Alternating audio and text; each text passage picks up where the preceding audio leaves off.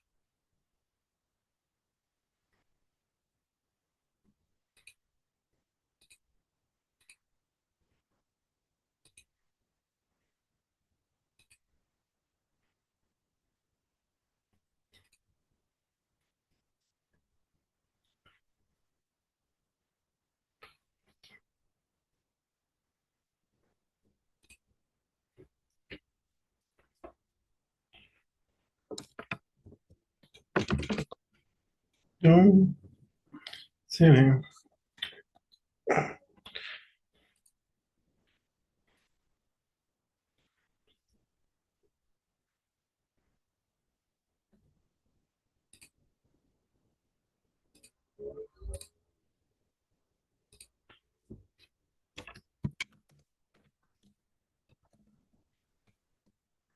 ¿Cómo estás?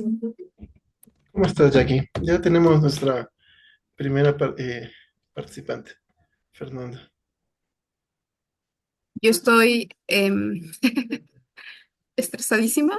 No se me abre. Algo me dice que guardé mal el documento ayer, pero ya pusieron música acá en Esmeraldas. No sé cómo decirles que bajen. Esmeraldas siendo Esmeraldas. Yo me voy a poner en otro lugarcito.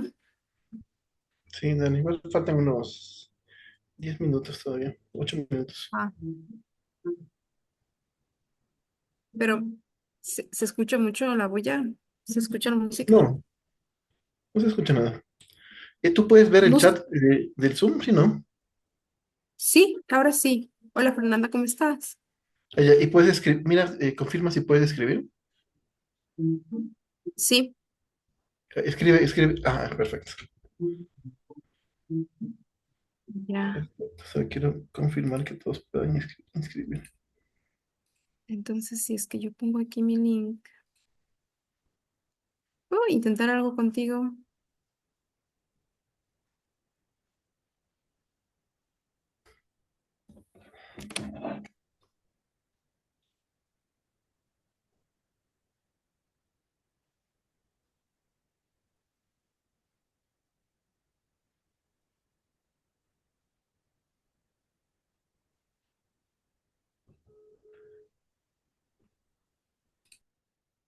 Marisol me dice que no puede estar mañana. Ah, sí, sí, ya me conversó. Em, entonces sí irían los cuatro, ¿no? ¿O cómo está pensado eso? Adrián, ¿puedo pedirte un favor? Te envié un link. Puedes intentar ver si puedes ingresar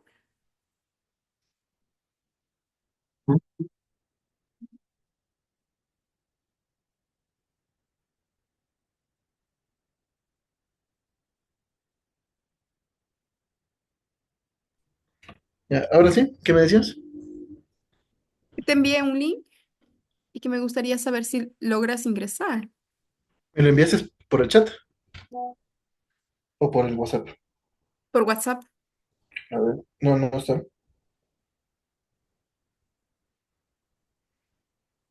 Algo pasa con Cama, no entiendo qué mierda.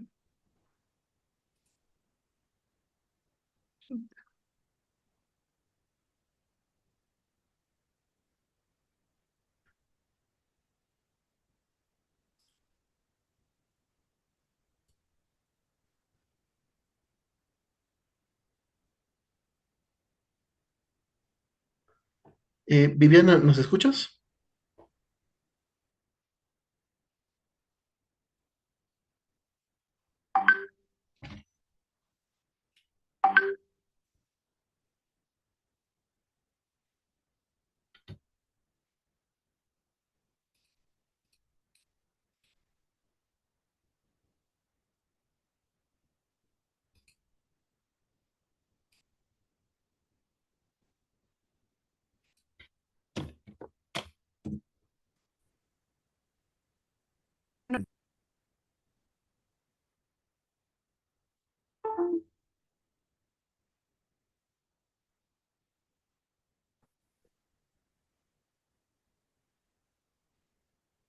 Voy a tener mala conexión.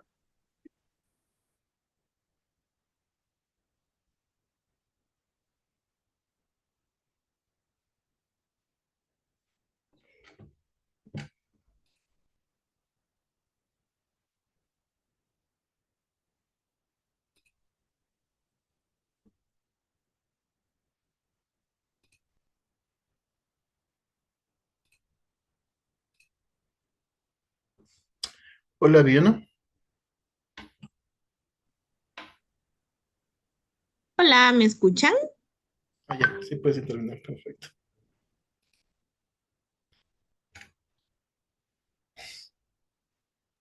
Sí, se te escucha bien. Eres Denise. Sí, estoy usando el de una amiga.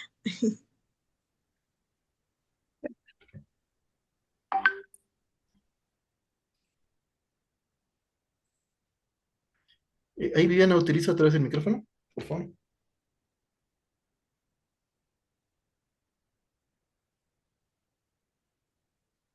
Como que salió, ¿no?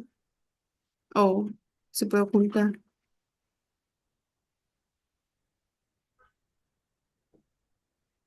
Sí, puedes usar el micrófono, Vivi. Si no, escríbemelo aquí en el chat. Ah, ya. No, ¿Y ahora? Ahora sí. Ah, ya, perfecto.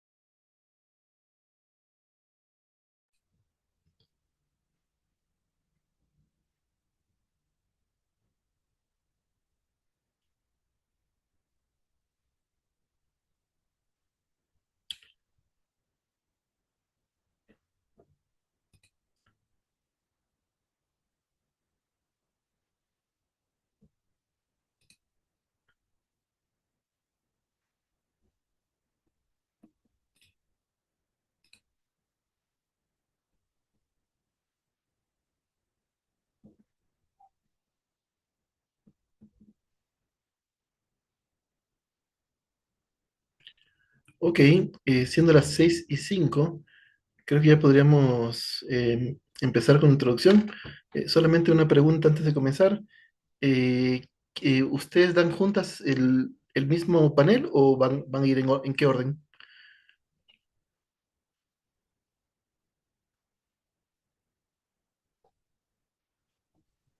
Primero yo y luego Jackie. Buenas tardes. Sí. Ok, Hola, perfecto. buenas. Buenas tardes. Ok, bueno, con esa indicación, pues me permito inaugurar este segundo día de nuestro webinar. Muchas gracias a la gente que nos acompaña este día. Ayer tuvimos una reflexión un poco más teórica, más general, sobre la problemática del racismo, de la representación noticiosa de hechos en los que involucren racismo estructural. Estamos tomando como estudio de caso principalmente el caso Furukawa, que como ustedes ya saben, es un caso en el que se tuvo en el país prácticas de esclavitud moderna dirigida contra población campesina en una buena proporción de origen afrodescendiente, ¿no? Entonces, esta iniciativa, como les contaba ayer, es una iniciativa del Comité Furukawa Nunca Más, en el que participamos varias organizaciones de derechos humanos. Venimos impulsando el caso Furukawa desde sus inicios en el año 2019 y continuamos ahora eh, también con la organización de los compañeros abacaleros, demandantes del caso, y aparte de eso, también generamos estas acciones de incidencia en la opinión pública, ¿no? Y una parte muy importante, pues, es la formación en torno a esta problemática, ¿no? Tan intensa de la esclavitud moderna y de otras muchas formas de trabajo forzoso que lamentablemente están en nuestro país. El día de hoy nos acompañan dos compañeras comunicadoras, Melissa Cores y Jacqueline Gallegos. Yo voy a introducirlas contándoles un poco cuál es su experiencia, su hoja de vida. Pero antes de eso, solamente una cuestión metodológica. El chat está habilitado para que ustedes puedan hacer sus preguntas mientras nuestras compañeras brindan el taller. Y al final de ambas intervenciones, también vamos a dar un espacio para que ustedes puedan intervenir levantando la mano. Les damos paso para que puedan utilizar el micrófono y formular sus preguntas de manera directa, ¿no? Entonces, dicho esto, y sabiendo que tenemos nuestro orden, que primero participará Melissa, me gustaría contarles que Melissa Cores Padrón es comunicadora social, investigadora, es asesora también en temas comunicacionales y actualmente cursa la maestría en sociología de la FLACSO, la Facultad Latinoamericana de Ciencias Sociales, y asesora en temáticas antirracistas y de género. Entonces, dicho esto, Melissa, por favor, cuando quieras puedes comenzar. Ya, gracias Adrián. Si me escuchan, se me escucha bien a esta altura, ¿sí? Yo escucho bien. Ya, perfecto. Bueno, gracias por la presentación, por el espacio. Em, Ayer no pude estar y pedí disculpas a Adrián, le decía, estoy ocupada porque tengo que resolver otras cosas, pero em, fue un momento igual justo y necesario. Y cuando Jacqueline me comentaba sobre la invitación al espacio, me enfatizaba muchísimo en cómo se necesitaba construir comunicación y un periodismo, ¿no? A nivel nacional, sobre todo, que cumpliera con las demandas de dignificación a las personas involucradas en medio de distintos casos de violencia en general. Pero en este caso estamos hablando del caso de Furukawa, que nos despertaba distintas emociones. Y algo que casi siempre se ha criticado bastante en mi círculo, yo creo que más cercano, tiene que ver con cómo desde diferentes formas, espacios para hacer comunicación y para hacer periodismo, tenemos formaciones que a veces nos aíslan o nos separan de el enfoque emocional, diría. No por usar el término enfoque en sí, sino por entender que quienes escribimos, quienes reportamos quienes estamos haciendo la búsqueda de información y todas las demás personas del equipo, etcétera, etcétera, pues sentimos, ¿no? Estamos mediados y nos construimos a partir de aprendizajes cuando se presenta una situación X, Y o Z. Y en mi caso, mi experiencia personal de vida me ha llevado sobre todo a encontrar respuestas para dudas que tenía referente a las violencias que estaban a mi alrededor. Y las encontré algunas, otras siguen se les sigue dando respuesta. Y lo menciono así porque para llegar a todas los espacios, los medios, las revistas y las comunidades en sí, mi barrio y otros barrios, en este caso de La Habana, porque yo soy cubana, yo soy de La Habana, eh, hubo mucho de escuchar qué estaba haciendo yo ahí, qué estaba haciendo yo ahí, y complementarlo con las demás personas que también tenían un quehacer vasto, o sea, un gran trabajo, y otras que pues igual estábamos iniciando. Y en esos espacios más cercanos de casas, de comunidad de barrio, no se utilizaban frases y palabras rimbombantes que por lo general se utilizan para hablar o para dar informaciones, que casi siempre se utiliza una estética XY para decir una u otra información, para hacer uno u otro trabajo, etc. Y eso no parecía así en estos espacios, en nuestra cotidianidad a la hora de los procesos organizativos para hacer fiestas, para hacer ollas comunitarias, para hacer comidas, etc. No involucraba estos grandes conceptos y esta pomposidad que nos da quienes leemos mucho, no mentira, es una broma. Pero el punto es que encontré una parte que no había visto pues, en la vida. Y tenía que ver con las expresiones de violencia que yo reproducía y que se reproducían a mi alrededor. Y a partir de ahí yo me acerco a distintas ideologías, a distintos valores referentes a, vamos a decirle, justicia social de manera resumida. Y hoy por hoy soy vicepresidenta también de un colectivo que se llama Voz Afro, que se creó en Flaxo, Ecuador. Por eso mencionaba Adrián que estoy haciendo ahora una maestría ahí también. Ya la estoy terminando.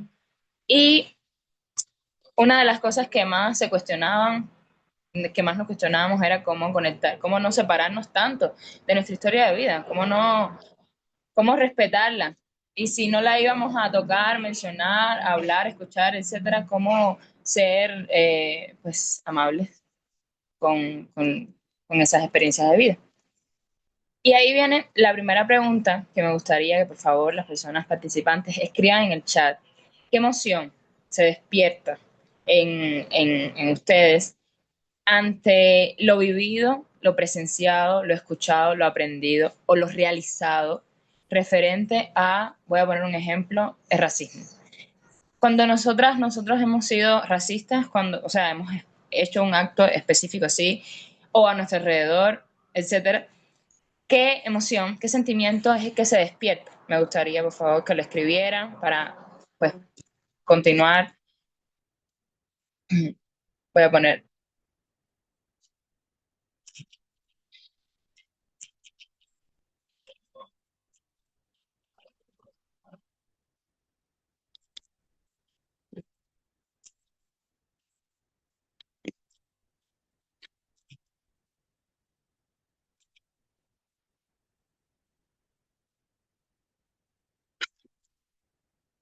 Puse la pregunta en el chat para que pudieran contestarla.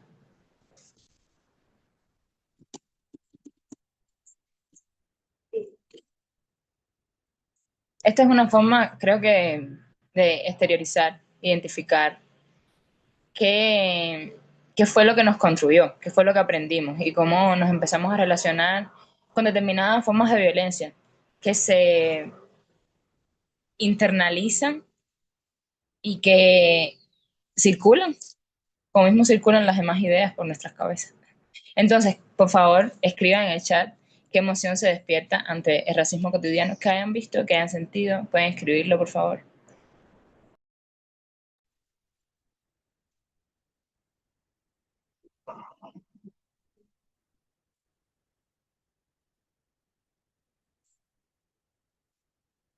Dice Elizabeth, asco, incomodidad. Ok. ¿Alguna frase que recuerdes? No tienes, si quieres puedes escribirlo completo, pero puedes también poner una frase que creas que resuma lo que despierta en ti eso.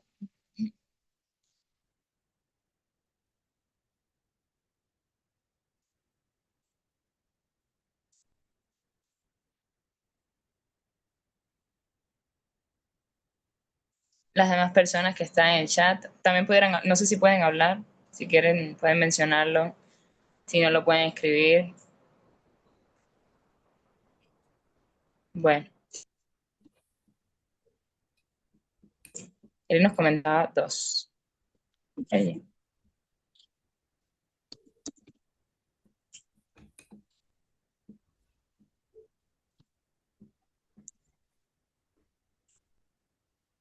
hace poco estuve realizando también un taller donde me comentaban que necesitaban aprender de reparación. Y yo les decía que como, bueno, ok, vamos a aprender de reparación, pero hay que saber desde dónde se parte. Y esto lo menciono porque hice un ejercicio parecido en donde empezábamos a identificar estas emociones, donde empezábamos a identificar estos sentimientos y aparecían parecidos a los que mencionaba Elizabeth, asco, incomodidad. La incomodidad apareció, por ejemplo, pero también se mencionó la culpa, otras personas mencionaron la tristeza, mencionan la frustración, y si bien son emociones que están asociadas a estados de ánimo bajo o emociones bajas, malas, no sé, eso yo no lo repetiría, no me gustaría llamarle así a una emoción, pero bueno, tiene que ver con que no nos gusta algo, o no nos gustó que pasara algo, o nos sentimos incómodos con algo que hicimos nosotras mismas, nosotros mismos, y nos hace pues un llamado. Hola, vengo a traerte este mensaje. Y tiene que ver con lo aprendido respecto a cuando tenemos estas expresiones racistas o cuando a nuestro alrededor tienen estas expresiones racistas. Porque si bien podemos decir, yo siento esto, yo siento asco, incomodidad en este caso, siento culpa, bueno, etcétera, si lo ponemos en relación con con las demás experiencias de vida en donde aparecen estas emociones también, nos damos cuenta de que es una experiencia no solo individual, sino colectiva. Esas emociones tienen que ver con un aprendizaje colectivo, tienen que ver con un aprendizaje de la cotidianidad en donde tu familia, tus amistades, la escuela, la televisión, y en este caso, hoy 2025, las redes sociales, en donde puedes observarte y puedes entenderte con esas emociones. En el caso de, en ese momento, les cuento breve, en el momento en donde mencionaban la culpa, hacía resonancia en mí porque yo sentí, en mi caso, en mi experiencia de vida, sentí muchísima culpa referente al pelo, por ejemplo, a cómo eran mis rizos, a por qué tenía que tener esto, así. Y cuando lo mencionaban desde la otra área, porque era una persona blanca mestiza quien lo mencionaba, fue como, te escucho, me gusta poder escucharte y que puedas, que podamos entender esta emoción de diferentes maneras y que se conecte en un punto y es que no estamos de acuerdo, por ejemplo, en que ocurrieran expresiones racistas frente a nosotros en una mesa, o qué sé yo, en el aula o que maltrataran a una amistad, cosas así. Entonces, estas emociones fueron complementando el conocimiento y la manera en la que construíamos el conocimiento. Y ante unas emociones nos alejamos y ante otras nos posicionamos como aprendimos. En este punto, les quería mencionar por qué inicié con las emociones, porque hablar de comunicación antirracista, hablar de procesos comunicacionales con enfoques múltiples o enfoques éticos múltiples, lleva a escarbar, en nuestra historia de vida, a veces no, porque eso puede que se lleguen a espacios que no se tienen que tocar, pero sí lleva mucho de compromiso de saber qué soy, qué he hecho, en qué espacios he estado, en qué espacios quiero estar, por qué las narrativas en estos espacios son así y no de otra forma, qué narrativas quiero construir yo, cómo he construido las narrativas y así. Y todo esto viene de la herencia que nos dejó la colonialidad o que vivimos durante la colonialidad. Y por lo general cuando menciono esto, me dicen, no, Melissa, es que tú siempre estás ahí en el pasado, tiene que ver con la colonización. Y yo te diría que política y militarmente, históricamente, sí tiene que ver con ese proceso en sí. Pero cuando la menciono no es para hacer honor a ese proceso, sino para que se entienda que vamos a poner que fueron 400, fueron más, 400 solo de, de esclavización. 400 años configurando todo lo que iba a haber luego de esos 400 años, porque pasaron muchos procesos sociales, obviamente, que reconfiguraron y volvieron a reposicionar muchas narrativas. Pero de la colonialidad, lo que no se ve es lo que queda en el torrente sanguíneo nuestro, eso internalizado, en donde por frases, por palabras que no nos interesa, hay que reconocerlo también, hay frases y palabras que no nos interesa buscar, que no nos interesa cuestionar, que no nos interesa criticar, pero es nuestro deber como hacedores de la comunicación y del periodismo interesarnos y cuestionarlo ante pues, el contexto actual en donde aparecen más movimientos antiderechos, en donde aparecen más discursos que disminuyen y quitan la dignidad a pues, personas históricamente marginalizadas y invisibilizadas, etcétera, etcétera. Entonces, cuando mencionaba lo de la colonialidad, las personas siempre me explicaban con conceptos así grandes y buscaban palabras enormes para decirme qué era la colonialidad o qué era el racismo y cómo se había vivido en una u otra parte. Porque pude hacer mi trabajo de investigación de maestría en Colombia, entonces he podido palpar de cerca las experiencias de vida y el activismo en sí y el hacer hermoso de las comunidades afrodescendientes de Ecuador, de Colombia y en Perú en una parte y en Cuba. Entonces, me mencionaban conceptos donde siempre había una definición así bien marcada que podía aparecer o no en internet y está bien. Y la propuesta que yo les quería hacer era observarlo como una herida social.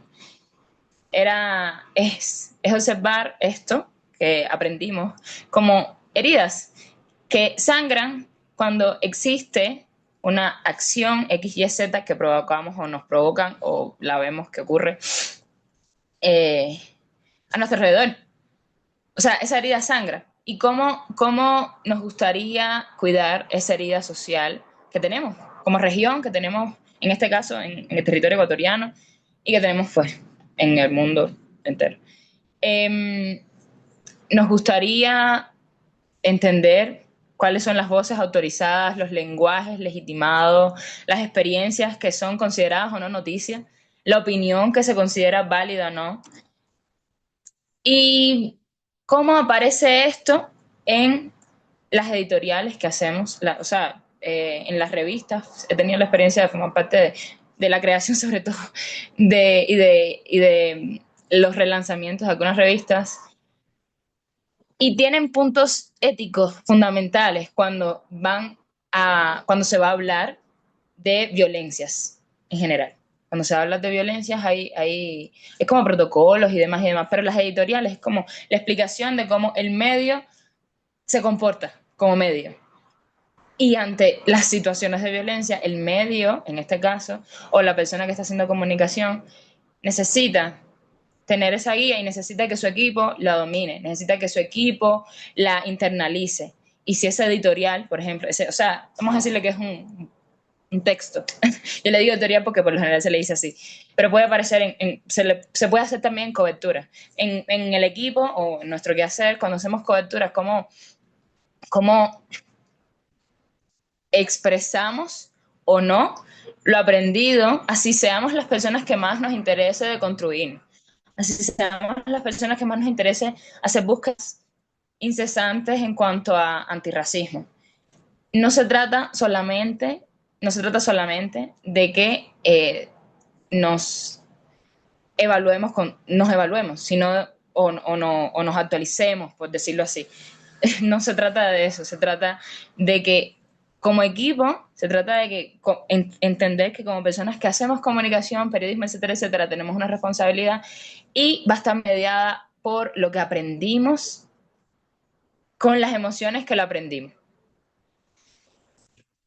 Y yo me pregunto en qué momentos creen que estas lógicas coloniales se cuelan en nuestra forma de comunicar. O sea, cuando se han percatado, las personas que están en el chat, si lo pueden contestar, cuando se han percatado que esto internalizado, no le voy a decir colonial o no, se cuela en la manera en la que comunicamos. ¿Lo pueden escribir, por favor?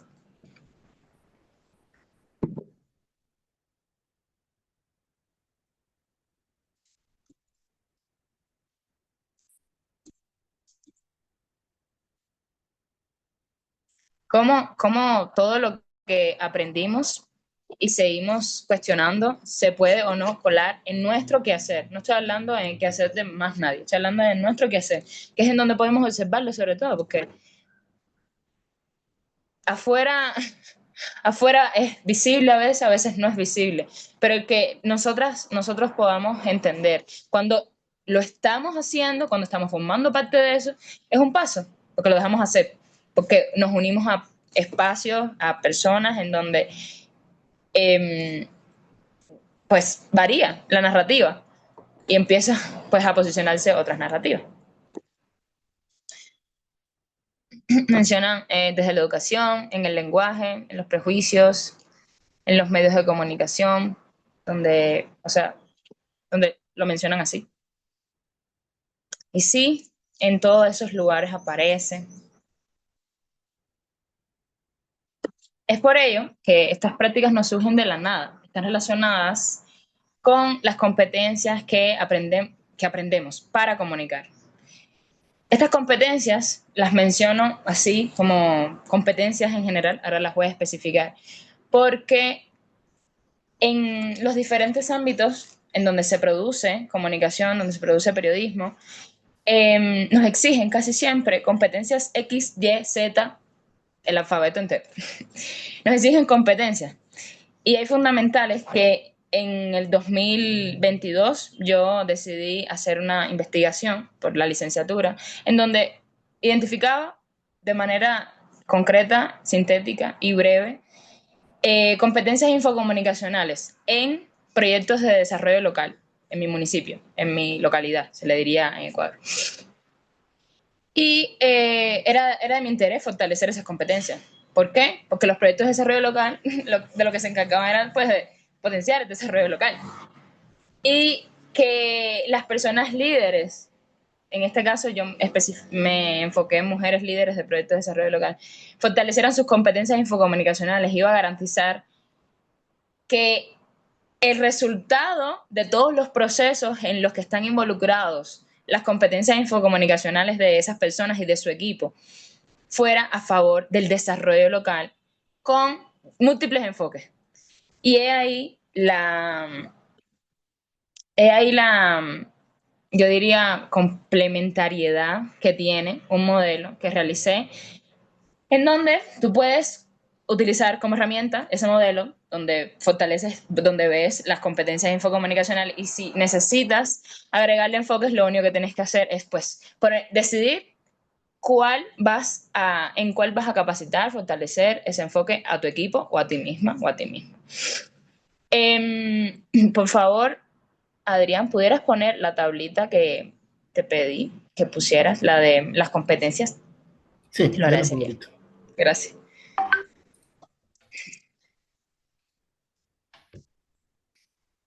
Ahí se logra ver. Ujú. Sí, yo la veo. Yo creo que las demás personas también la ven.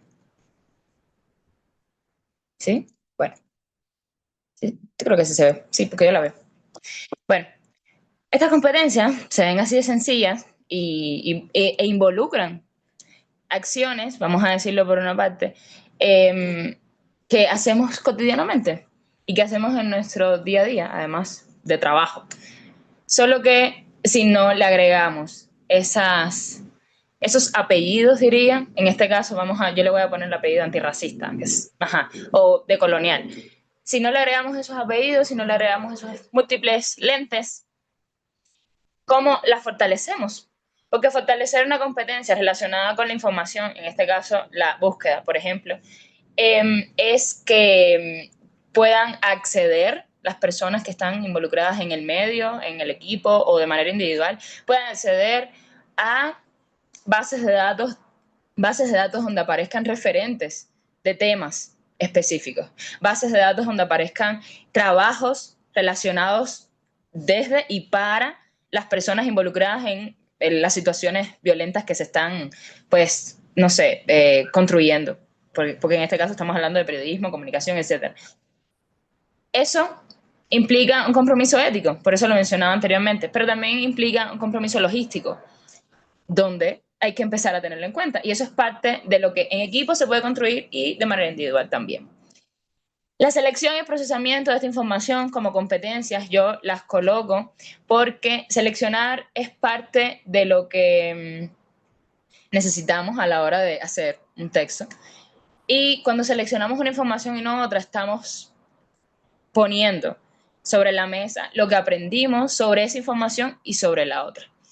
Y las emociones que tenemos sobre esta información y sobre la otra, o sobre las otras, porque no solo que haya una o dos. Y para procesar esa información en general, hay múltiples formas, y más ahora cuando se puede complementar diferentes inteligencias artificiales, diferentes software de análisis de datos y demás. Que igual luego esto se les va a hacer llegar en una carpeta y creo que les pudiera poner diferentes bases de datos, diferentes software de procesamiento de información. Eso se me ocurrió porque eso no se las había puesto en la carpeta, hay otras cosas en la carpeta que ahora se las voy a mencionar. Las competencias asociadas a la comunicación yo las desgloso como diagnóstico, planificación, implementación, evaluación y control, porque desde el punto de vista comunicacional, cuando se va a hacer un producto, cuando se va a hacer una campaña, cuando se va a hacer cualquier producto comunicativo en general, diagnosticar garantiza que podamos ver qué es lo que uno necesita, por lo general, dos, cómo se va a cumplir el objetivo de este mensaje, de esta comunicación, de lo que estemos haciendo referente a comunicación. Diagnosticar va a garantizar que se cumple el objetivo, porque si no, estamos en un terreno que no conocemos. Y las demás que tienen que ver con planificar e implementar y evaluar y controlar, que evaluar y controlar la veo como en todas las áreas, no porque sea controlador, sino porque hay formas de controlar y evaluar muy de trabajo en equipo, no solo es esta figura controladora social, no, sino como que el proceso se cumpla para que se vean los resultados sobre todo. Y la planificación y la implementación, en ella, para planificar, por ejemplo, se necesitan formas de acceder. Se necesitan formas de acceder, se necesitan movimientos logísticos, se necesitan también formas de construir estrategias comunicacionales, por ejemplo, en donde el mensaje sea para disminuir las formas de violencia que estamos visibilizando, que sea disminuir, que sea eliminar, sí, extirpar me encantaría también, pero bueno, ya eso es mucha ambición mía. Entonces, em, estas competencias se aprendieron de una forma. En las diferentes formaciones que hemos tenido, estas competencias se aprenden de distintas maneras. Y también se pueden fortalecer desde estos otros marcos éticos, en donde se le agrega antirracismo, en donde se le agrega...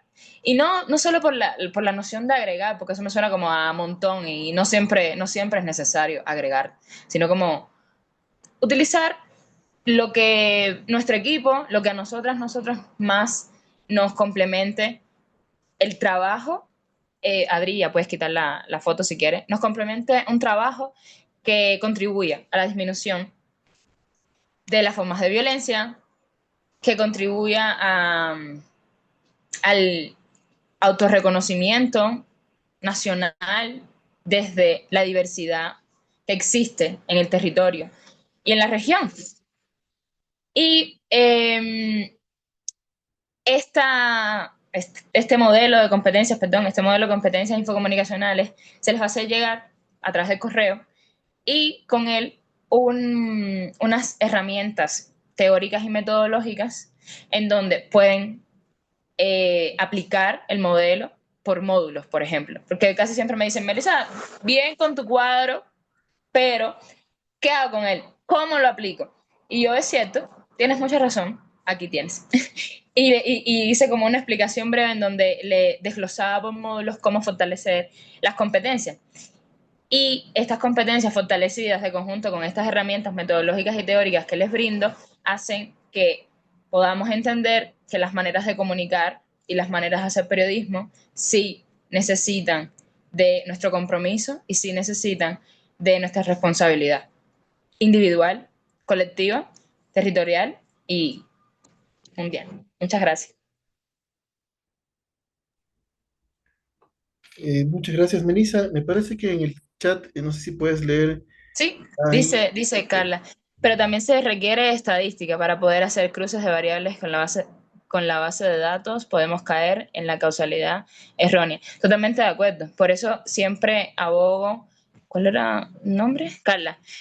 Carla, totalmente de acuerdo. No solo, primero, no solo se trata de estadísticas numéricas, cuantitativas, perdón.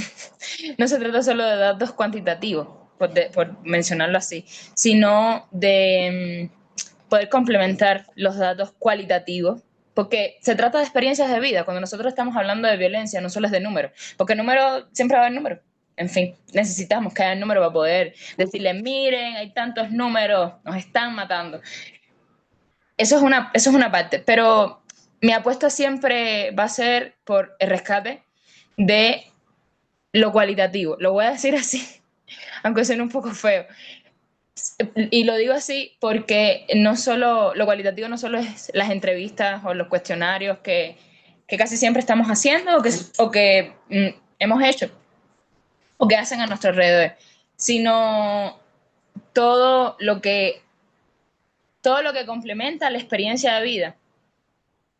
No es lo principal yo diría que dentro de la experiencia de vida pueden estar la cantidad de datos, una X cantidad de datos, pero todos los demás que no tienen que ver con la parte numérica, vamos a decirlo así, complementan la narrativa, complementan la historia de vida, si no, para mí está incompleto, la verdad. Entonces, por eso, qué genial que lo hayas mencionado, Carla, lo de las estadísticas, porque a veces lo que me mencionaba es como, pero mira, hay tantos números, pero en otro lado hay menos números. Y siempre es esa comparación y los números no están hablando de las emociones que sintieron las personas. Los números no están hablando de las irresponsabilidades que ha tenido los quehaceres de la comunicación y el periodismo en la visibilización o la invisibilización de muchos procesos violentos de nuestros territorios o de nuestras vidas. Entonces, complementar esto, lo de las estadísticas, que sin ninguna duda también nos hace falta, es poder escuchar, poder saber que o pues escuchar, escucharnos, porque tal vez estamos hablando desde la experiencia de vida propia y desde la violencia propia que hemos recibido o hemos ejercido. Eh, y eso hace que la narrativa se humanice, porque el uso constante de estadística lo que hace es provocar desgaste, cansancio, como que existe. También hay, o sea, si hay euforias y se despiertan más cosas, no solo hablo de cansancio y el desgaste, pero en una sociedad en donde solo te ponen números, tú empiezas a desconectarte de, de las demás cosas que no son números.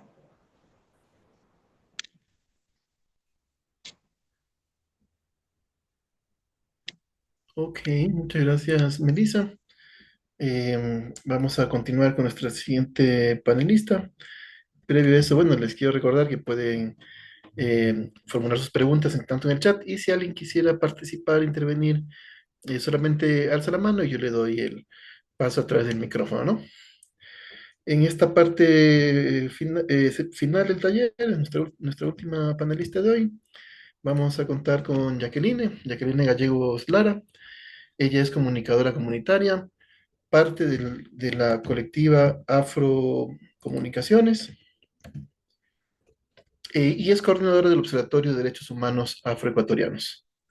Ha sido coautora del libro Autonomías, Cine y Reexistencias, publicado por la Claxon, Mujeres en la Comunicación, Ecuador, publicado por la Fundación Friedrich Ebert, y del texto Prácticas de Comunicación Popular Alternativa, Comunitaria y Oficio Periodístico, un accionar desde la comunicación crítica, antirracista anclada a la interseccionalidad y de colonialidad. Dicho esto, Jacqueline, por favor, cuando tú desees, puedes comenzar. Hola, hola a todos y todas, ¿cómo están? Yo espero que las colegas, les colegas, los y las que están aquí acompañándonos puedan estar. Yo estoy súper preocupada porque tengo un alto volumen. Me dirán si se escucha bien. Creo que Adrián ya me dijo que no se escuchaba, pero tengo de fondo música. Entonces, ahí para seguir trabajando, yo quiero compartirles unas imágenes y a partir de eso también.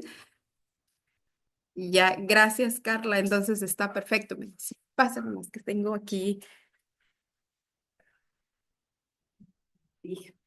Que tengo aquí, quiero compartirles unas imágenes y a partir de eso comenzar a hacer estas miradas.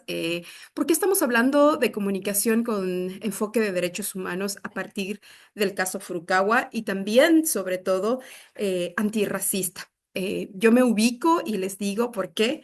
Soy una mujer afrodescendiente y hemos visto en estos últimos tiempos en el Ecuador la necesidad de poner estos temas sobre la discusión y cómo los vamos a trabajar. Y los medios de comunicación hacemos narrativas. Las narrativas tienen un poder excepcional de una forma de contar el mundo. Y eso crea finalmente todo lo que nosotras hacemos, ¿no?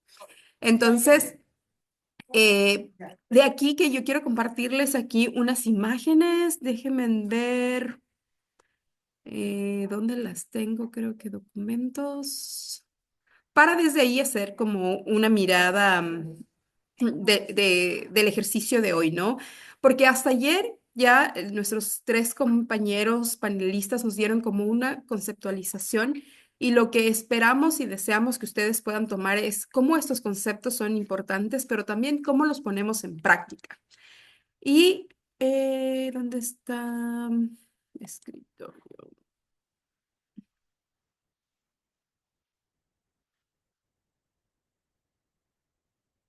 ¿Dónde está? Pues, de ayer. No los puedo ver.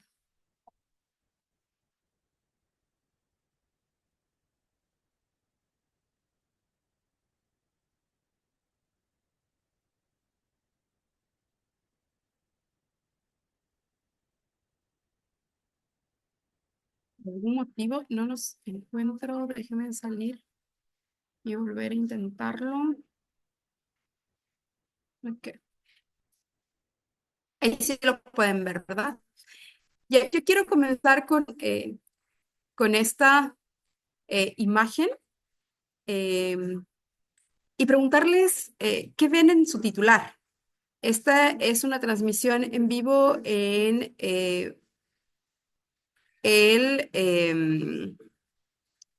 esta paralización que tuvo Cali en 2020-21 y este fue uno de los titulares. Ciudadanos e indígenas se enfrentaron. ¿Qué les trae a ustedes a la mente algo así? Y pueden escribirlo o lo pueden decir también para que sea como más interactivo y yo no tenga solamente la palabra. Lo podríamos seguir trabajando. Uf, ya. ¿Qué les trae a colación esta... Melissa, ¿estás alzando la mano? Sí, sí, bueno, a mí me crea un ruido tremendo porque hay creo, una desconexión entre quien se considera ciudadano y quien se considera indígena. Ajá, eso. Es justamente eso. Hemos puesto la categoría de ciudadano versus indígenas. Automáticamente la narrativa de este titular nos están diciendo que los indígenas no son ciudadanos o los ciudadanos no son indígenas, ¿verdad? Acá está otro que lo traigo a colación con lo que tiene que ver con el racismo, aunque fue uno de los temas en el 2012 como muy cuestionado. Este es el Team Delgado, que muchos de nosotros lo conocemos como esta gloria futbolística. Sin embargo, llegó a ser asambleísta y en una de sus intervenciones y sus lecturas de un informe fue muy criticado por un colega de periodismo de imagen que es Bonil y hace esta caricatura y la lanza, ¿no? Y es así, ¿no? Que era como la forma, imitando a como leía Tin, con mi discurso, todos dicen, pobretín, pobretín, pero con mi sueldo de asambleísta ya nadie dice pobretón, pobretón. Em, ¿Qué les causa esto?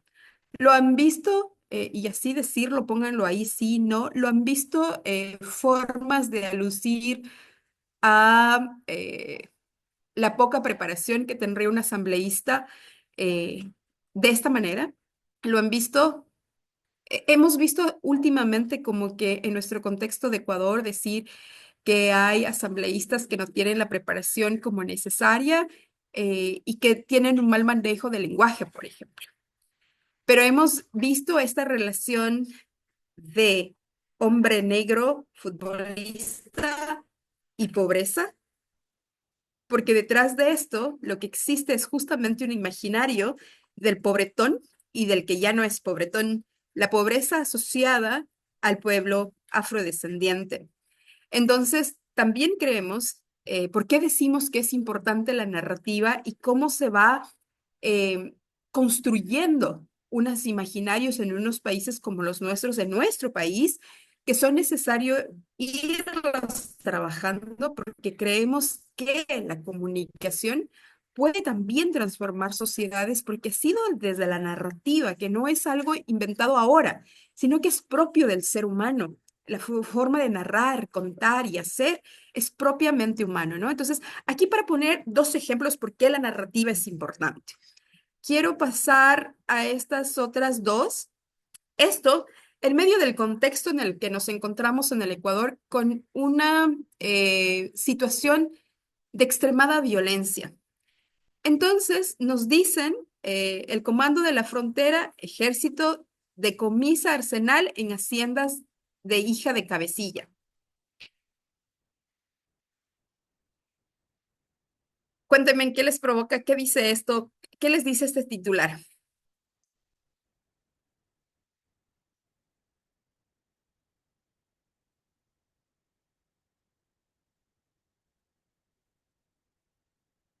¿Mm? ¿Alguien se anima a ponerlo ahí en el chat?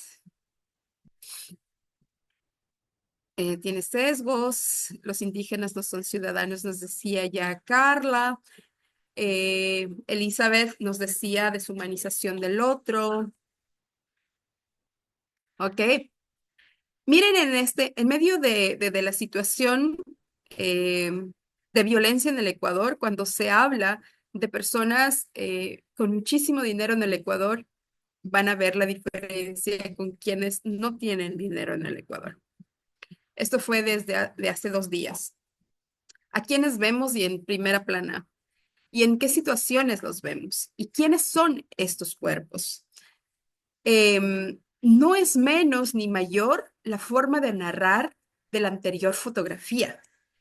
Em, un arsenal no es un poquito, son muchísimas armas y se encuentra en una de las haciendas más grandes en Santo Domingo. Pero miren dónde está la fotografía.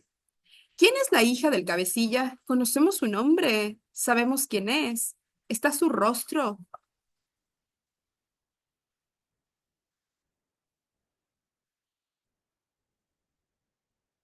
Ah, simplemente no sabremos quién es la señora, la hija, la hija de cabecilla, ¿ven? Sin embargo, cuando son nuestros jóvenes empobrecidos, racializados en nuestros territorios, sus rostros se ven directamente.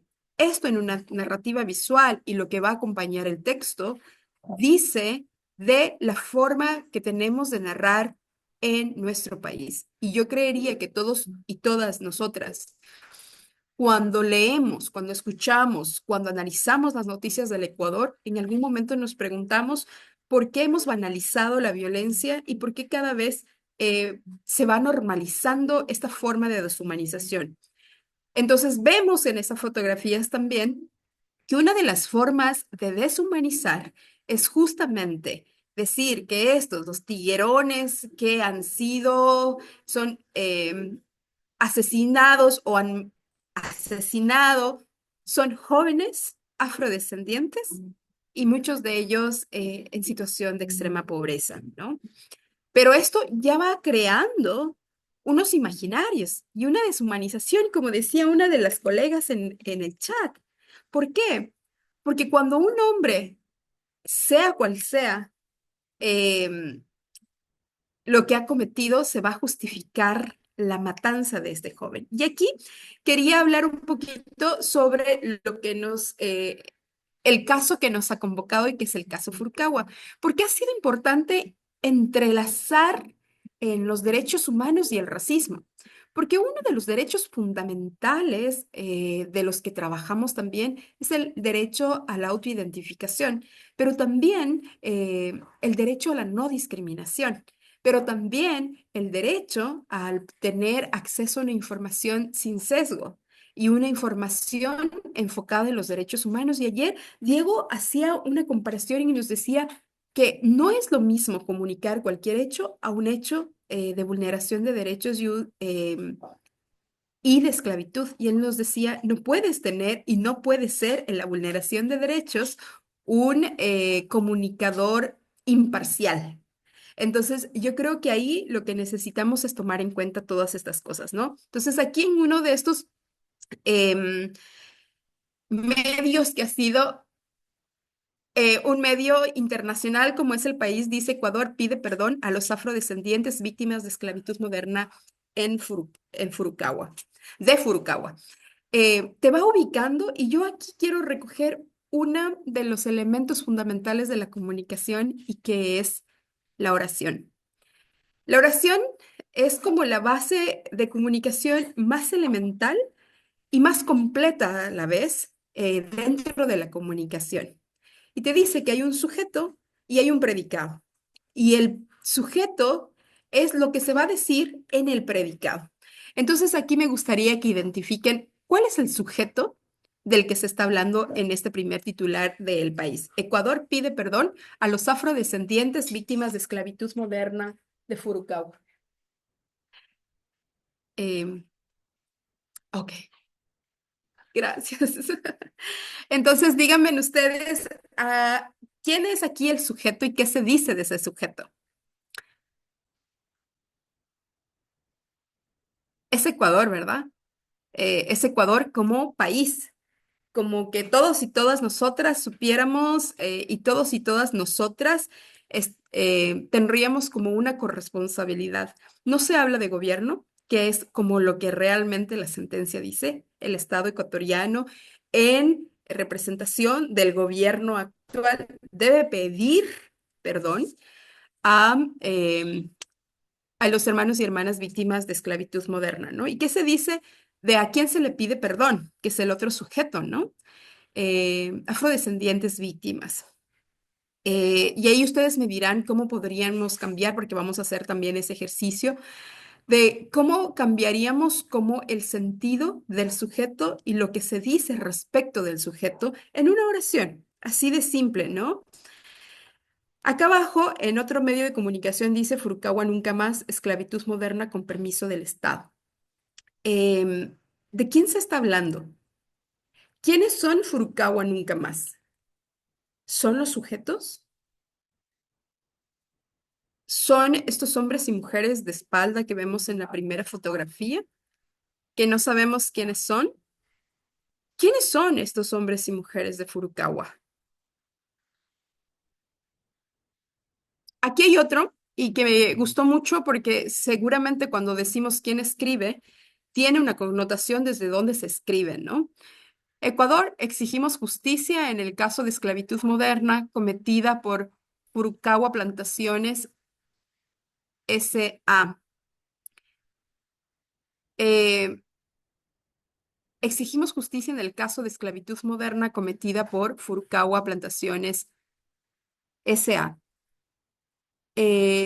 Primero, hay una primera persona. Hablamos desde quiénes son, una primera persona y la forma de narrar también que no es distante, y aquí es importante también verlo, porque finalmente este fue un documento de una organización en defensa de los derechos humanos, ¿no? Entonces, en el que ya no es distante, sino que también se apropia de esta exigencia. Si bien es cierto, va a comenzar a hablar de estos hombres y mujeres que han luchado frente a estas formas de vulneración, esta ya es una posición frente a las narrativas. Esta otra, que es súper interesante porque también es el medio internacional y dice, agrícola japonesa, se dice, se dice insolvente ante las indemnizaciones de esclavitud en Ecuador. ¿Cuál florícola? Japonesa, insolvente por esclavitud en Ecuador. Entonces, nos deja, la imprecisión también dice mucho. Cuando no reconocemos a quiénes son los sujetos dentro de, del trabajo. Y ayer, y esta es una que también hay que resaltarlo, que dice los impactantes testimonios de las víctimas de esclavitud en Furukawa, en Ecuador. Es el único titular que pone como a los accionantes, que pone a las personas como en un primer lugar. Entonces, para nosotras sería como fundamental comenzar a trabajar cómo se está usando el lenguaje y qué se dice respecto de las personas que están, de quién se está hablando en una nota, ¿no? Y nos decía ayer algo que me parecía, y lo retomo, muy valioso, Diego.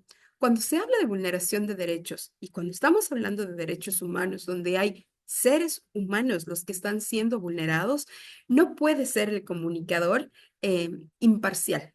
Quiero decir, aquí ya hay una víctima y lo que necesitamos es que se reconozca a estos sujetos de derechos dentro de las narrativas que escribimos, que contamos, que narramos, y cómo estos sujetos pasan a ser fundamentales dentro del quehacer de la narrativa, ¿no? Entonces, yo les voy a poner aquí una frase que me gustaría igual que la trabajemos. Este es como un ejemplito de quién se habla eh, eh, en este, y lo voy a poner acá en el chat, qué pena que... y voy a intentar otra cosa, ¿no? Porque tenía esta forma más interactiva, la voy a probar aquí si es que la logran abrir, que lo que me pasó con Canva, porque había hecho una presentación en Canva y también una, unas notas y no pude abrirlas.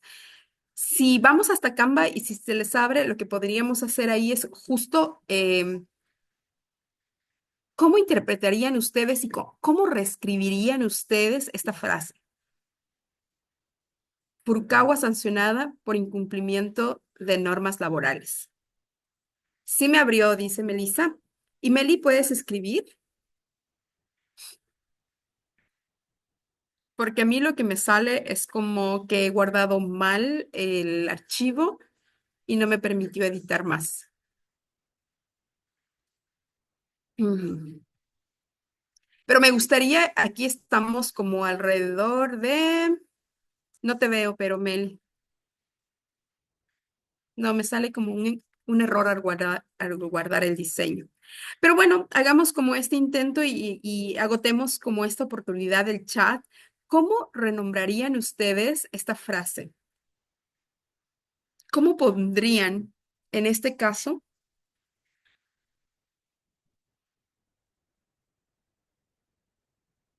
Mira, yo estoy aquí en el link y no logro verte. Ya, ok. Entonces agotemos nuestro diálogo en el chat o también lo que podríamos hacer es activar nuestros micrófonos. Entonces, si alguien puede levantar su mano y decir cómo reescribiría en esta oración donde los sujetos em, que serían los y las víctimas en este caso sean de quienes se hable en en este titular.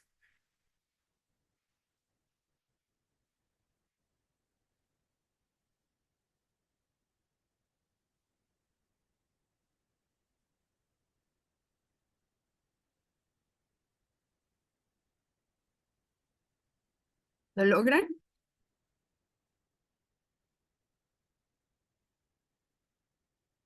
Porque podría ser, y yo les voy a poner aquí como otra alternativa, que podríamos también como...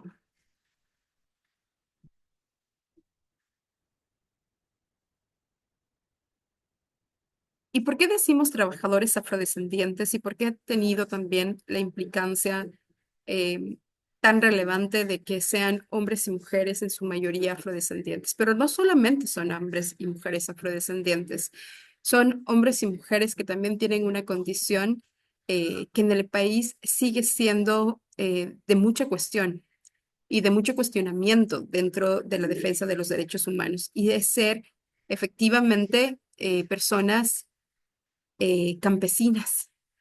Pero no solamente hay esta vulneración de ser hombres y mujeres campesinos, sino que también son sin la posibilidad de accesos a derechos fundamentales, ¿no? Como la educación, como la salud, y que esto ha sido o ha ido mermando sus derechos fundamentales como ciudadanos y ciudadanas ecuatorianas. ¿Alguien se animó a escribir? ¿No? Bueno, sigamos con este ejercicio entonces. Si la clave está en nombrar al sujeto, a los sujetos colectivos desde la dignidad, quiero decir, y la dignidad, em,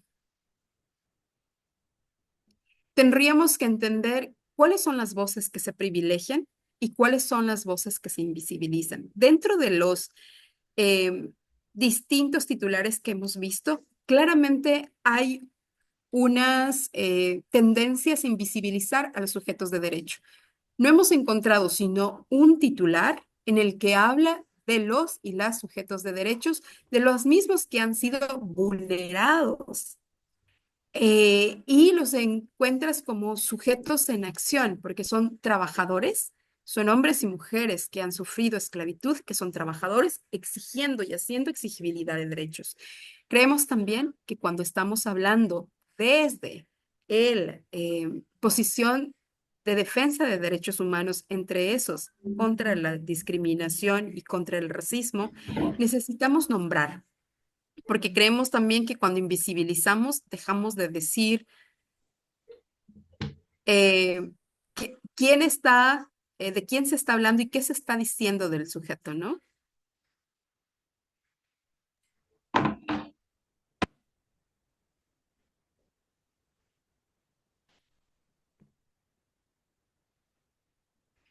Jackie, solamente una sugerencia, cuando quieras escribir un chat para todos, tienes que elegir everyone en la parte que dice Ah, para. mira, nadie ha visto entonces.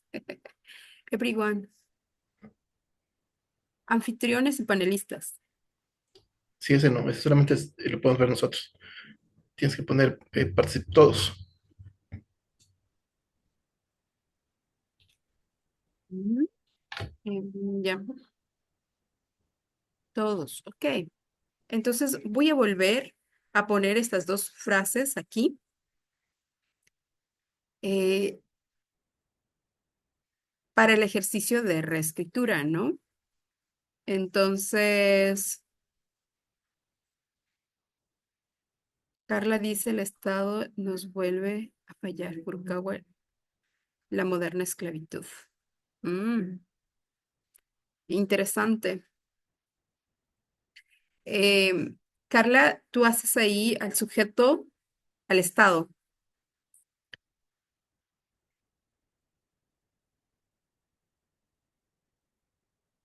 y la otra va a ser,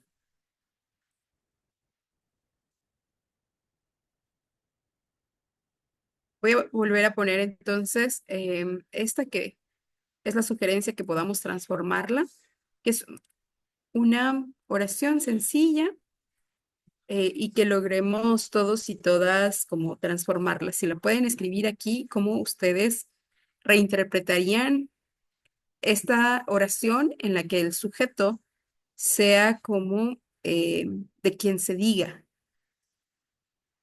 y de quien se habla en la oración?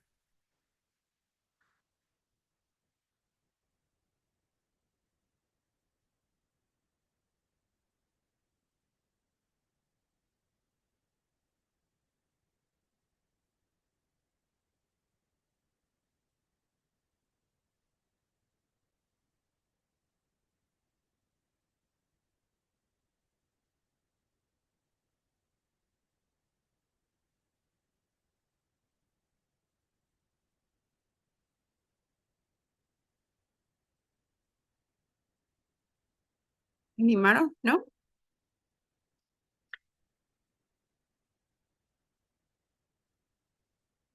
Yo les pongo aquí un ejemplo de Furukawa se responsabiliza por incumplir normas laborales. Ujú. ¿Qué vemos ahí? ¿Quién es el sujeto todavía? Eh, la empresa, ¿no? Sigue siendo esta. Yo les doy aquí una sugerencia y veamos cómo podríamos,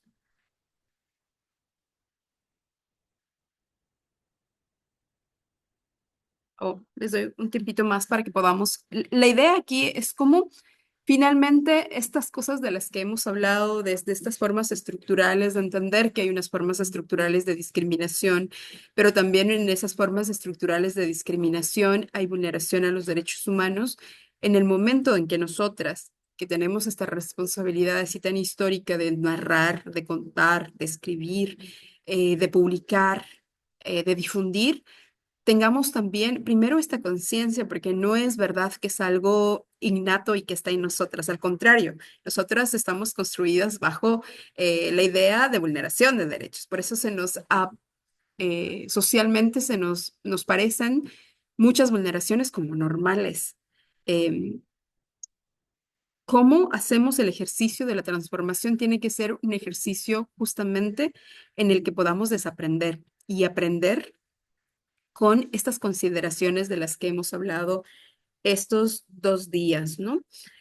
Aquí les voy a poner una sugerencia en la que yo pongo como a los trabajadores afrodescendientes logran sanción contra Furukawa por violar sus derechos laborales. Dos cosas aquí que yo quiero resaltar. Hay un accionar de los trabajadores y las trabajadoras. Una de las cosas que yo cuento a todos es que si ellos y ellas no salen em, hacer una gran protesta en la Plaza Grande, no de Santo Domingo, sino de la Plaza Grande, porque ya estaban muchos años intentando em, que sus casos sean conocidos, no lo lograron hasta que fueron a Quito e hicieron un plantón frente a la Plaza Grande. Solamente hasta ahí, hasta esta acción de estos sujetos, estos hombres y mujeres que accionan por sus derechos humanos, las organizaciones tuvimos la oportunidad de conocer. Y no solo las organizaciones de defensa de derechos, sino el mismo Estado.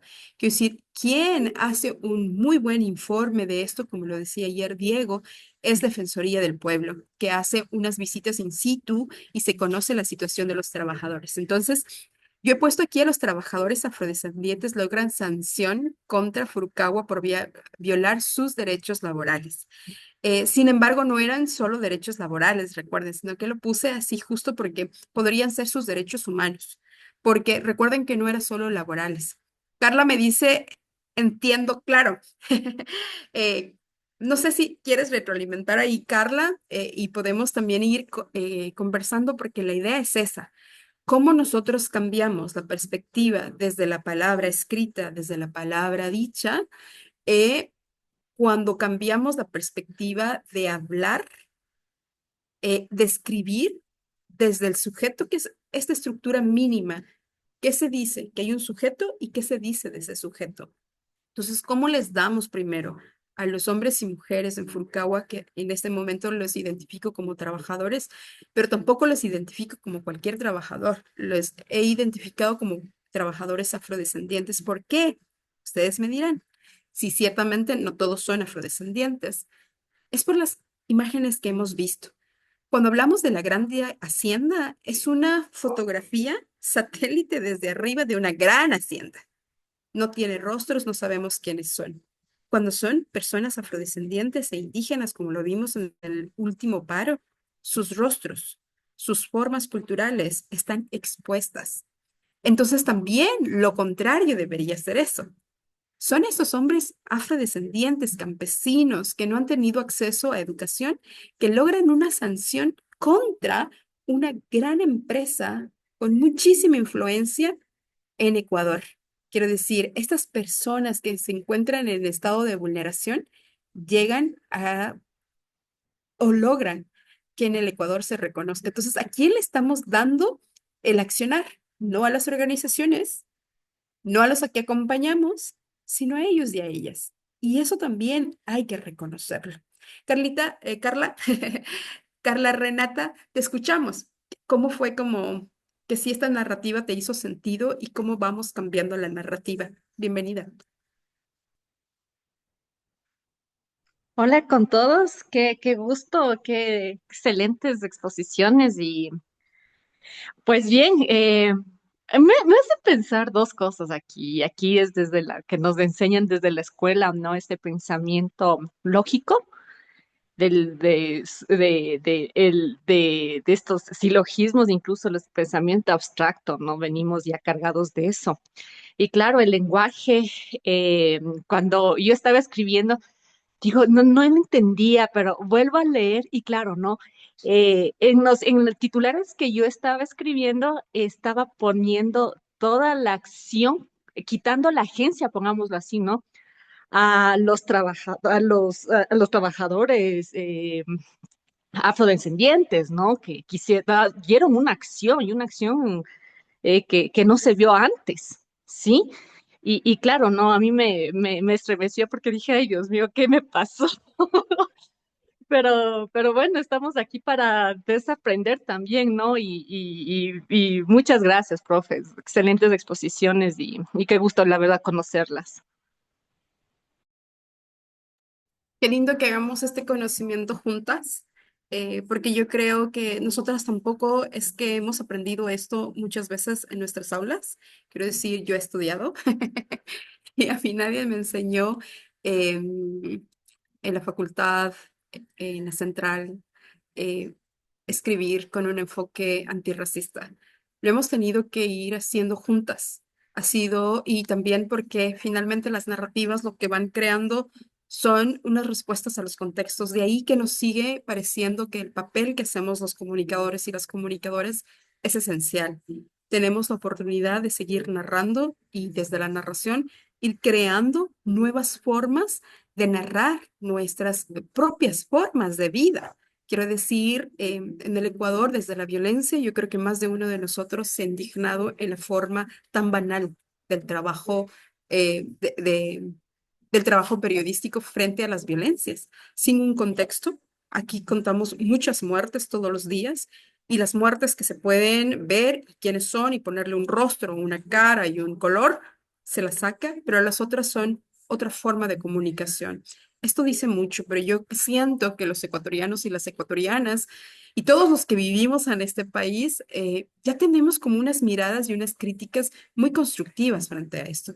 Deberíamos ser incluso los ciudadanos y las ciudadanas quienes estamos exigiendo una mejor información contextualizada para poder entender, porque también sacar una partecita del contexto nos quita la posibilidad de entender lo que sucede en el país, ¿no? Entonces, está Melissa y yo voy a ir también aquí como leyendo lo que nos van poniendo ustedes acá. Para que sea también esta discusión, pero también decirles ahí que pueden levantar su mano y podemos hacer esta conversación tan rica como con Carla, para que sea era la idea de poder hacer muchísimos ejercicios para que vayamos como juntas construyendo estas otras narrativas. Meli y yo después leo también lo que nos han compartido aquí los compañeros. O sea, iba a responderle a Denis. ¿Quieres leer primero antes el de la otra persona? Sí, claro. Nos dice, hoy en día ya es hora de poner en orden porque hay mucho racismo entre indígenas de otras nacionalidades y también, por otra parte, cada nacionalidad tiene su lengua materna, cultura, política. Hoy en día, siendo de otra nacionalidad, dice que son representantes para robar financiamiento. Por eso ha habido muchos problemas. Ya es hora de que cada cosa, su lugar, hablar de indígenas es en general, pero si ponemos en orden su idioma y cultura, ahí es cuando van a respetar su pueblo, es por nuestro derecho y la propiedad intelectual. Yo ahí tengo una opinión. Cuando nosotros hablamos de indígenas en general, es por la falta de conocimiento de nuestros propios pueblos. Quiero decir, todos y todas sabemos que aquí hay 18 pueblos. ¿Cuáles? ¿Dónde? ¿Y cuál es su cultura? Es nuestra ignorancia, porque nos han impuesto a hablar de los pueblos indígenas. ¿Cuáles son los pueblos indígenas? Claramente está diciendo que no hay un pueblo indígena. Están diciendo muchos. Eh, pero nosotros, detrás de esas generalidades, escondemos muchísima ignorancia. Entonces, si a mí me dicen cuáles son los pueblos, ahora eh, en el, en el paro, recordemos que comenzaron a hablarse de los caranquis, comenzaron a hablarse de los cayambis, comenzaron a hablarse de los otavalo, mira, no eran todos los indígenas, eran pueblos con lenguas, con formas propias de tradición. Yo creo que también en el ejercicio de reconocer los derechos, todos y todas necesitamos hacer un ejercicio de nombrar a los pueblos por su nombre, que son cargados de muchísima concepción histórica, milenaria, que tiene muchísimos significados y que esa es para mí, ahí sí tengo que compartir la riqueza del país y la riqueza de Latinoamérica para mí está en la riqueza de la diversidad de sus pueblos, ¿no? Em, Dale ahí, Meli, ¿ibas a leer el de Denis? Sí. Sí, decía Denis. ¿Qué hacer cuando los valores racistas se infiltran en los propios sujetos excluidos y comienzan a generar imágenes, noticias, videos desde el mismo discurso blanco hegemónico? Hay dos preguntas dentro de la pregunta. Primero, ¿qué hacer cuando los valores racistas se infiltran en los propios sujetos excluidos? Y después, cuando pues hacen todo lo demás. Em, yo al inicio creo que lo olvidé. Hacer un ejercicio como de nombrarnos y reconocernos desde lo que aprendimos y aprendimos a ser racistas. Entonces, que reconozcamos que cada una de las personas que conocemos incluyéndonos, aprendimos a hacerlo. No hay, a no ser que se hayas criado en una forma de vida y en una cotidianidad en donde hay un compromiso político, ético, en donde te dicen, bueno, estos son los valores, vamos a construirlos de esta manera desde la niñez, desde la infancia. ¿Por qué?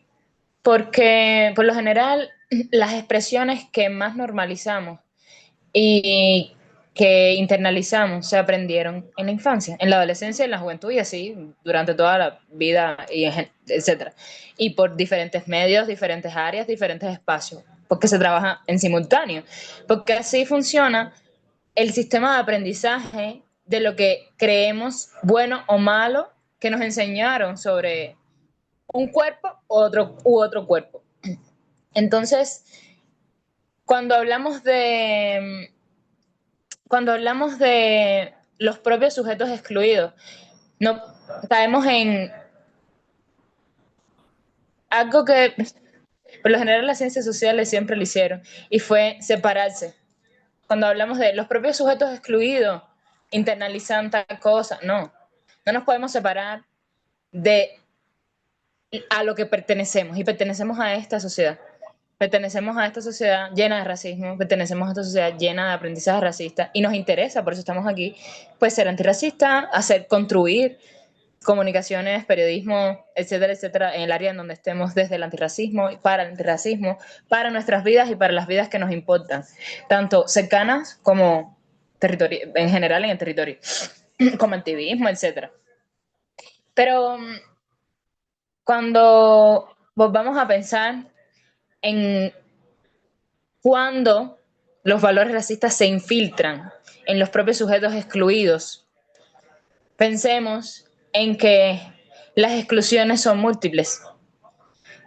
Obviamente varía la escala del impacto, de la agresión, etcétera, etcétera, etcétera. Pero las exclusiones son múltiples y funcionan de manera sistemática y sistémica. O sea, funcionan a la vez y constantemente, vamos a decirlo así. Lo que nos interesa es que no funcionen así. Nos interesa que dejen de funcionar, ojalá.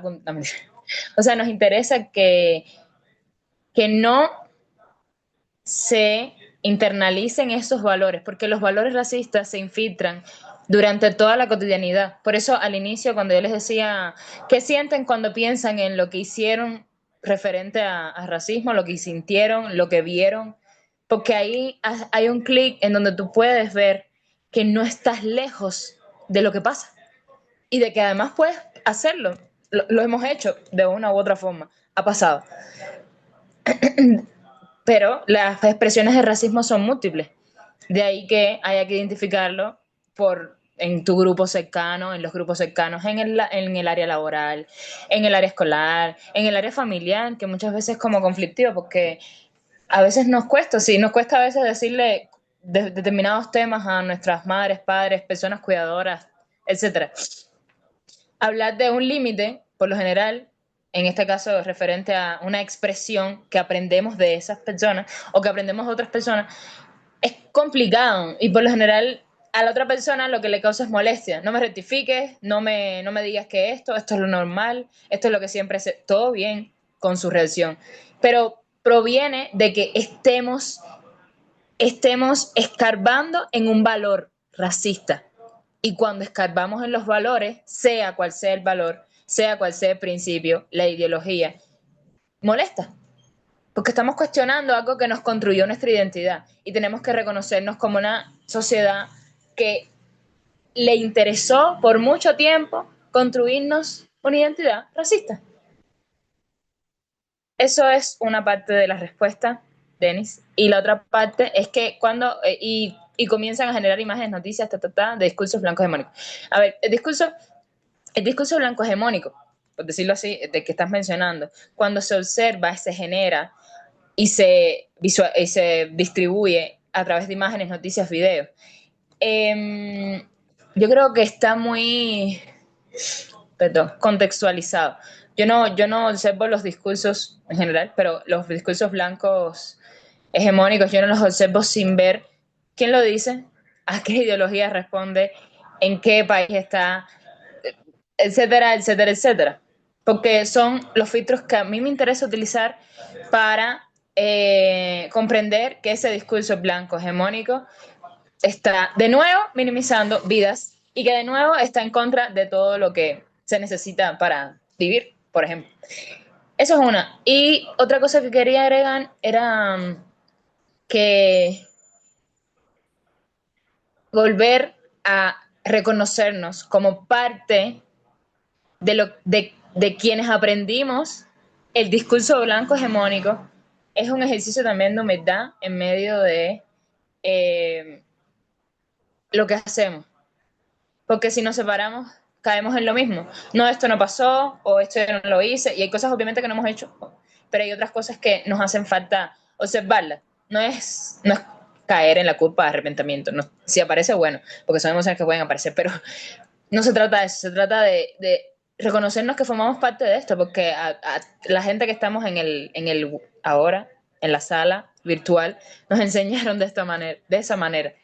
Y a otras también, y de otras maneras nos han enseñado, pero reconocernos parte de eso hace que podamos entender por qué el discurso blanco hegemónico continúa en las imágenes, continúa en los videos, y por qué es necesario que se construyan otras narrativas. Eso.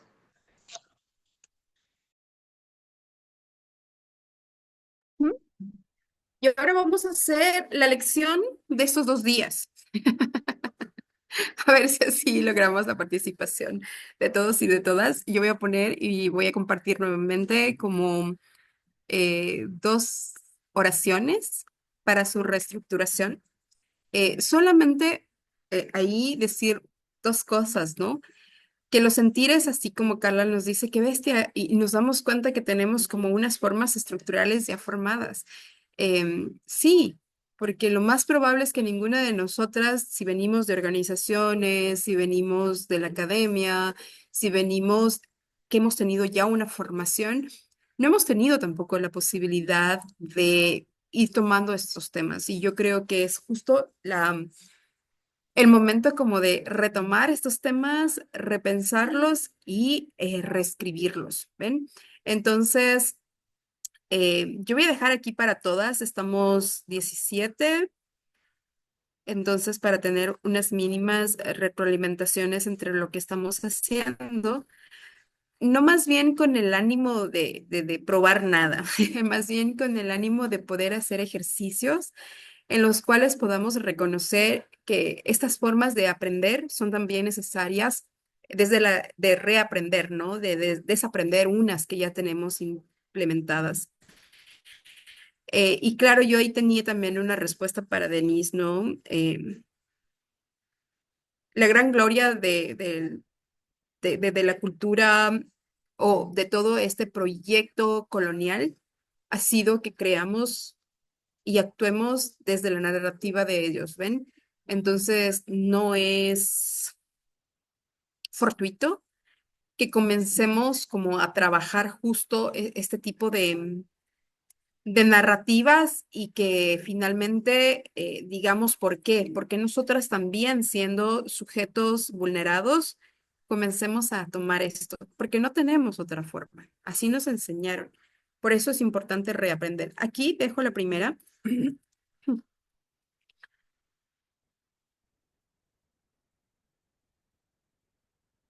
Em,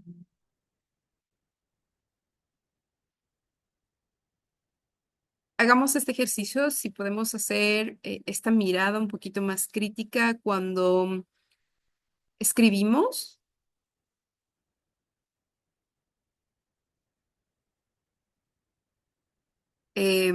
Y también el propósito de la oración es también cuando las acciones recaen sobre quién, ¿no? Entonces nos han dicho, recuerdan cómo era la estructura de la oración.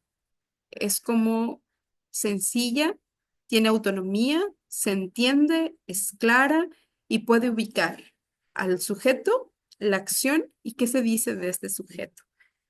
Y lo digo porque también cuando hablamos de las acciones, que son los verbos, a quién le estamos dando las acciones también suelen ser como importantes irlas trabajando, ¿no?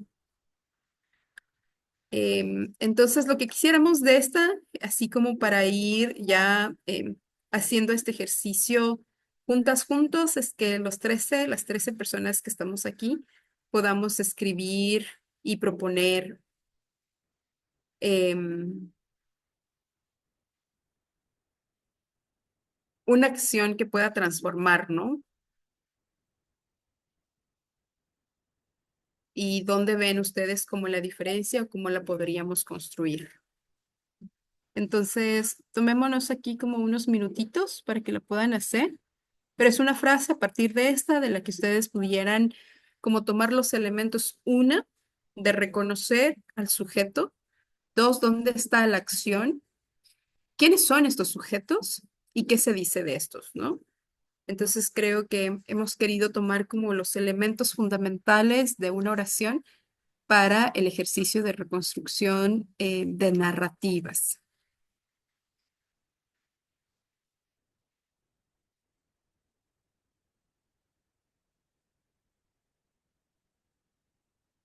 ¿Seguro no escuchan mi música?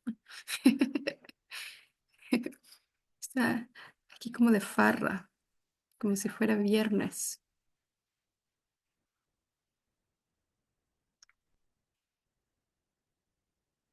Yo no puedo ver a todas y todes, las que estamos participando en este momento. Solo sé que estamos 18, pero sería bueno hacer como en este ejercicio y lo podríamos ir compartiendo entre nosotras y ver qué podríamos de esta oración proponer, mejorar, identificar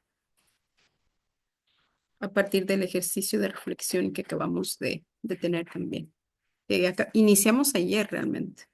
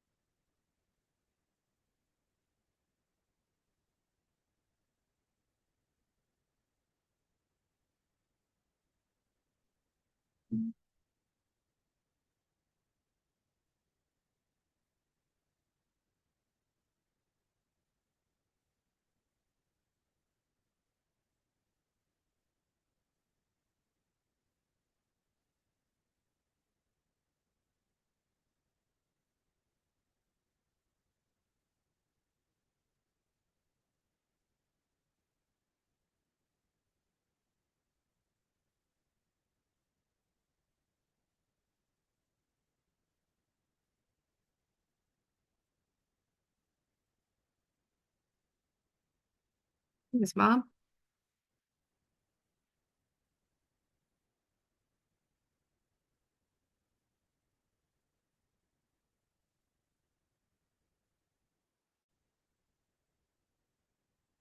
Tenemos ya una propuestita. ¿No se animan?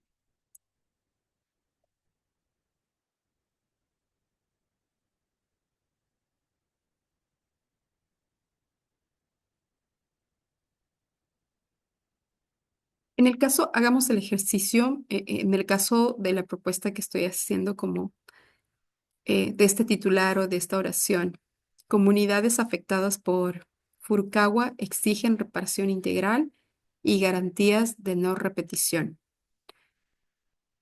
Em, Comunidades ya me da un entendimiento y me dice que son personas organizadas, pero tal vez hay un cambio que puedo hacer y que puedo identificar, es posicionar que son eh, personas afrodescendientes y podría quedar comunidades afrodescendientes y así he ubicado ya a los sujetos o también podríamos decir campesinos y campesinas, ¿no? Campesinos, campesinas, que también ubica que es un trabajo de campo, ¿no?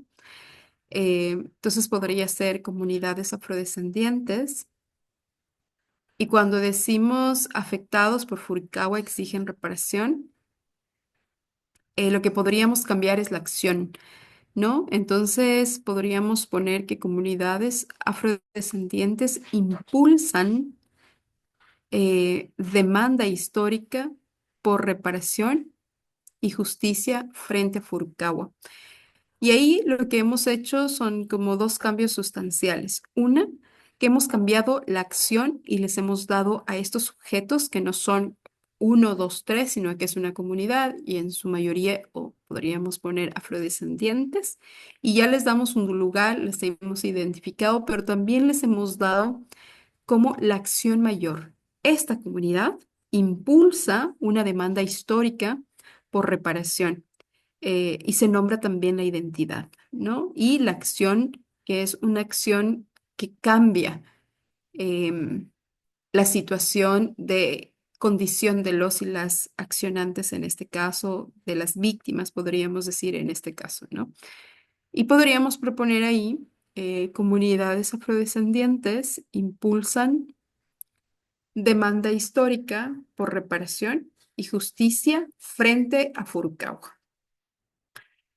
Muchas veces también hemos querido como nombrar quién es Furukawa, porque a veces decimos Furukawa, pero también ahí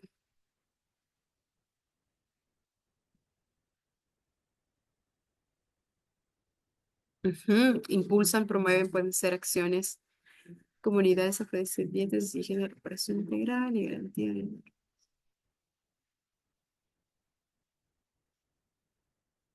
Ujú. ¿Qué otras acciones podríamos poner también ahí, no? Entonces decíamos personas afrodescendientes, personas campesinas, personas que trabajan en el agro, para ir ubicando, porque una de las cosas que nos pasa muchísimo a nosotros en la titulación y en la redacción de los temas es ese, que no ubicamos y no contextualizamos. Entonces se nos hace muy difícil, porque finalmente Furukawa es la empresa, ¿no? De ahí que el comité se llame Furukawa Nunca Más. Y siempre hemos dicho, tal vez no deberíamos hacerle ni nombrarla. De ahí que Abacaleros Libres también es una de las opciones que habíamos tomado y que era justo pensado en eso, ¿no? Dentro de esas discusiones, a quién nombramos, dónde lo ponemos, también algún rato hablamos de por qué se llama Furukawa y no ponemos como la acción sobre los sujetos. Eh, y de ahí que también se llame y que también nos denominemos abacaleros libres como en los espacios que nos pueden seguir. Y esa era la otra cosa que quería invitarles. Este es uno de los casos que salió a la luz y se conoció. Y como lo decía Diego ayer, se conoció, se hizo visible y pudo llegar a todos y todas por el ejercicio comunicacional de muchos periodistas como Diego que se comprometieron con el cambio de que se conozca esta historia.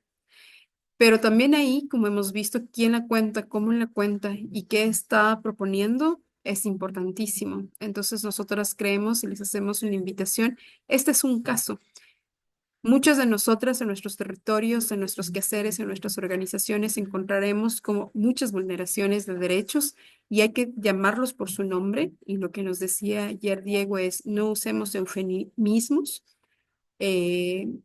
porque se escuche bonito. Quiero decir, una violación es una violación y no hay ninguna otra forma de nombrarla sino por su hecho, pero también esclavitud moderna tiene una connotación y lo que creemos es que nosotras, los que hacemos este quehacer de la comunicación, podemos y creemos que podemos contribuir a una mejor narrativa y a una construcción de narrativas de las que queremos construir también. Ojalá sean esos con enfoque de derechos humanos, ojalá sean también esos que comencemos a narrar desde un contexto y que comencemos a dar como eh, la responsabilidad a quien merecen, ¿no? Porque pareciera que solo ellos son, pero aquí hay alguien que comete la esclavitud. ¿Quiénes son? Son hombres con nombre y apellido y también una empresa con capital japonés que es responsable de esto. Y un estado que por su complicidad ha dejado que esto suceda a hermanos y hermanas ecuatorianas, ¿no? Entonces, yo con eso quisiera como quedar hasta aquí. No sé si Melissa, ustedes mismos pueden tener otras. Aquí están como algunas. Ujú. Población afrodescendiente exige justicia y medidas de reparación contra la esclavitud moderna en Furukawa. Melissa nos dice que como visibilizan, exponen, denuncian, que también podrían ser verbos que da la acción. Doris nos dice, con todo derecho, personas afectadas por Furukawa exigen su reparación integral y garantía de cumplimiento. Y Beth dice, las comunidades afrodescendientes exigen que el Estado cumpla la sentencia y establezca plazos claros de reparación. Me parece así muy interesante. Todos queremos eso, me parece un titularzote, así esperamos eso, plazos claros de reparación. Em, y yo creo que si todas vamos como trabajando estas formas, van a salir como unas formas de denuncia, pero también de comunicar y también de poder entablar con quienes nos leen, quienes nos siguen, como unas comunicaciones también desde la reivindicación de estos hombres y mujeres también. Meli, no sé si tienes algo más que acotar y si ustedes quieren también, estaríamos como abiertos. Agradecer al espacio, por la invitación, por la escucha, por saber compartir.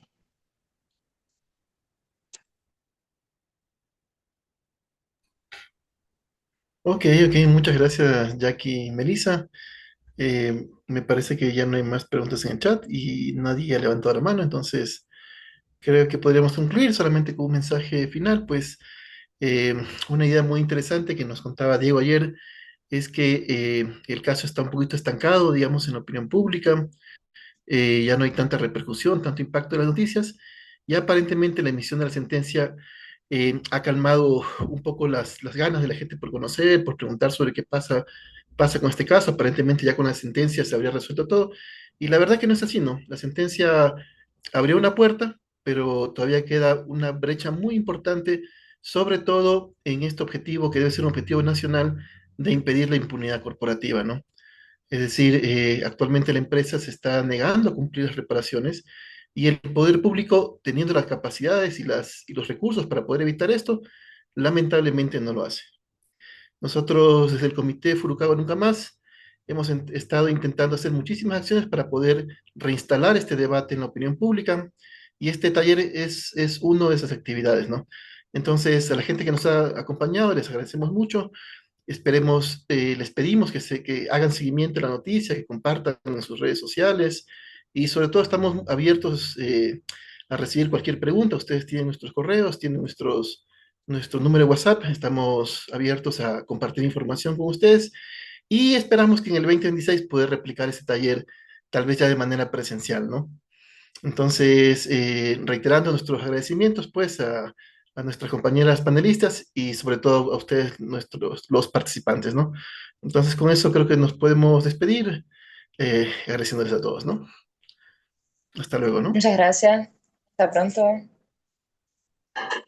Un abrazo, muchas gracias.